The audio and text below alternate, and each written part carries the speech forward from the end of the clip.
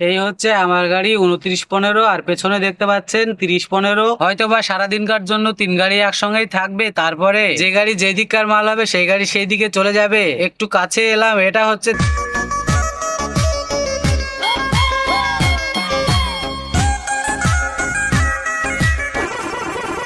Hello guys, road king ভাই চ্যানেলে আপনাদের স্বাগত। ফাইনালি আমরা রামপুরহাট নলাটি থেকে পাথর লোড করে চলে এসেছি। আমাদের গাড়ি কালকে সন্ধ্যের মধ্যে লোড হয়ে গেছিল ঠিকই, কিন্তু আমরা 90-র জন্য যেতে পারিনি। রাত্রিবেলা বেলডাঙ্গায় ঘুমিয়েছিলাম, সকালবেলা উঠে চলে আসলাম সার্ভিসিং এ। গাড়িটি সার্ভিসিং করে নিচ্ছি। সার্ভিসিং কমপ্লিট হয়ে গেলে স্নান খাওয়া দাওয়াটা সেরে নিয়ে বিকেল 5টার মধ্যে গাড়ি ছেড়ে দেবো। 2715 এবং 3015 রয়েছে ধুবুলিয়ায়। তিন গাড়ি একসঙ্গে রওনা দেবো কলকাতা খালির উদ্দেশ্যে। আমাদের তিন গাড়ি পাথর লোড করে ছেড়ে এসেছিলাম বিকেল 5টার সময়। তারপরে সারা রাত্রি গাড়ি চালিয়ে আমরা এসে পৌঁছে যাই রাত্রি 2টোর সময় আমতলা। এখানে দাঁড়িয়ে আমরা কিছুক্ষণ সময় নিয়ে চা খেয়ে আবারও রওনা দেবো আমাদের খালি পয়েন্টের উদ্দেশ্যে। আমরা প্রায় খালি পয়েন্টের খুব কাছাকাছি চলে এসেছি। ভোর 3টের মধ্যে আমরা খালি পয়েন্টে পৌঁছে গিয়ে সারা রাত ঘুমিয়ে সকালবেলায় উঠেই চারপাশের সৌন্দর্য দৃশ্যটি দেখতে দেখতেই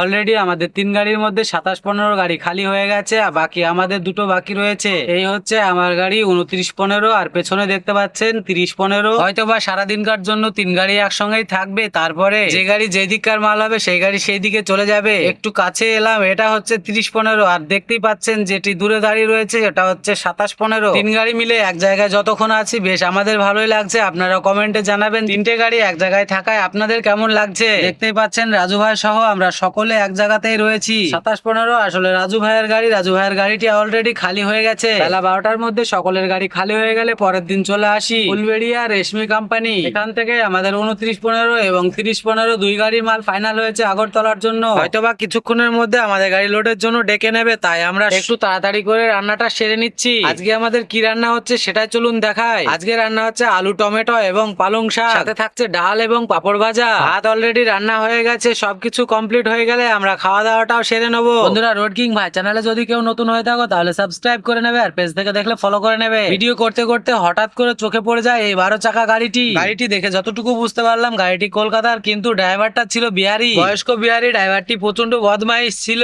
বদমাইশ এই জন্যই বললাম, খালি গাড়ি লিফটটি তোলার জন্য অনেকবার আওয়াজ দিলাম, তারপরেও শুনেনি। লিফটের চাকায় বেঁধে যাওয়ায় কি ঘটনাটি ঘটলো দেখুন। একটুর জন্য লোকটি দুর্ঘটনা থেকে মুক্তি পেলেন। আসলে খালি গাড়ি লিফটটি ফেলে রাখার কারণে চাকা ঘুরছিল, হঠাৎ করে চাকা ঘুরতে ঘুরতে চাকায় টার্ন নিয়ে নেয়। এদের মতো কিছু ড্রাইভারের জন্য মালিকরা সমস্যায় পড়ে। বন্ধুরা, আজকের ভিডিওটি এই পর্যন্ত ছিল, বাকিটা আবারও দেখাবো পরের ভিডিও। ততক্ষণ ভালো থাকবেন, সুস্থ থাকবেন, ধন্যবাদ।